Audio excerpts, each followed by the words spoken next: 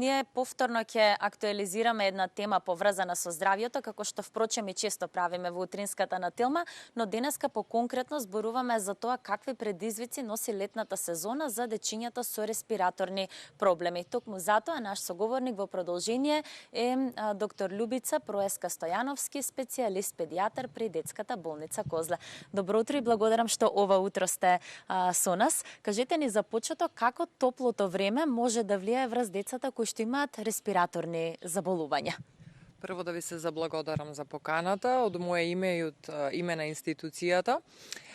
Респираторните инфекции во овој период од годината не се толку ретки, исто така представуваат значителен проблем во однос на разликата во однос на зимскиот период. Респираторните инфекции во овој временски период се од вирусна природа.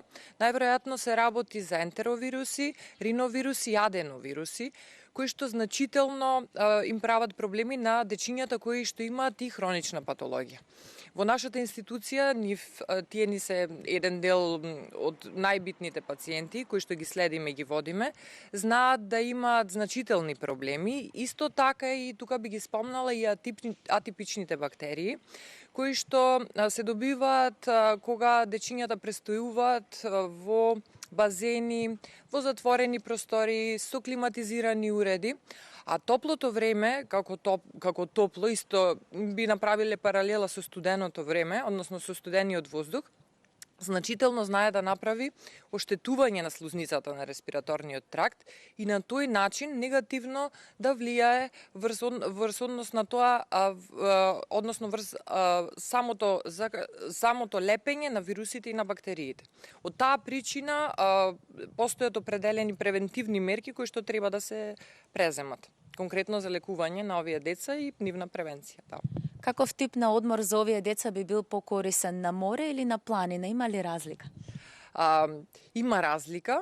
Тука би ги спомнала и алергиите. Значи, децата кои што имаат различен тип на алергии, особено од инхалаторна природа, треба да го избегнуваат на некој начин планинското престојување во шуми. Со оглед на тоа што интензитетот на алергии паѓа негде кон половината на јули месец, тогаш веќе можат да престојуваат на планина. Исто така, а од друга страна морската вода значително влијае кон подобрување, односно кон излачување на секретот во дишните патишта, позитивно има влијание, нема никаков проблем, баш со топло срце го препорачуваме. Да. А како влажниот воздух покрај море би можел да влијае врз состојбата на овие деца? Зависно од тоа дали детето кога престојува на море кашле, односно има некаков респираторен инфект. Позитивно влијае, секако многу добро познати се кај матичните лекари, односно и кај нас, исто и кај мајките, прскањето на спрееви од типот на солен раствор, кои што позитивно делуваат на превенирањето од повторно закачување на респираторни инфекции, така да морето е секако добра опција за престојување сега. Да. Вие ја споменавте предходно и климатизацијата во затворените простори. Ајде повторно да се навратиме на овој дел. Има ли нешто дополнително што до родителите би го испратиле како порака? На што да внимаваат? Најбитно од се е чистење на клима уредите, односно нивно правилно одржување, проветрување на просториите и ние го викаме тоа мешање на топол со ладен воздух. Многу добро е кога има употреба на климатизиран уред во просторијата да се отвори и врата. Значи паралелно да циркулира воздухот, на тој начин нема да влијае негативно ладниот воздух и топлиот воздух, туку двата ќе се измешаат и нема да представува нема да има никакво стресогенно влијание врз респираторниот тракт. И затоа го сакаме ние тој баланс. Да.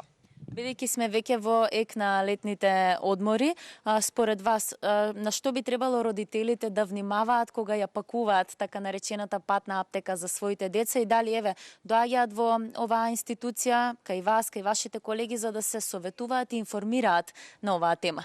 Да, патната аптека во принцип треба да содржи едноставни работи, како и кај возрастните. Многу е битно да содржи електролити, антипиретици од типот на парацетамол, ибупрофен, да содржи пробиотик, антихистаминик, затоа што тука се секако инсектите, убодите од инсекти, сепак отворен простор, летен период, антихистаминикот би помогнал и тоа се 3-4 работи, исто така да внимаваат при користењето на заштитен фактор. Да користат што поголем заштитен фактор кај децата заради самата појава на изгореници. Значи, кај децата е поинаков начинот на делување на УВ светлината и заради тоа УВ факторот мора да биде максимално висок. Исто така заштитна облека која што треба да се користи, значи капчиња, облека која што е лефтерна, која што не дозволува продирање на тие зраци. Значи, дечињата не се сунчаат и тоа е многу битно да ви кажам, дека дечињата не треба да се сунчаат, особено малите деца, негде до кај 3-4 години, заради тоа што кај нив не постои тоа, да речам, меланоцитите да предизвикаат поцрнување, тоа значи само оштетување на кожата. Што значи дечињата да не се сунчаат, комплетно покривање на целото тело. Ви благодарам уште еднаш за одвоеното време, ќе ви се заблагодарам за сите пораки кои што ова утро ги упативте до родителите. Верувам дека овие совети беа корисни за семејствата, а на сите деца секако ќе им посакаме безгрижност во овој летен период.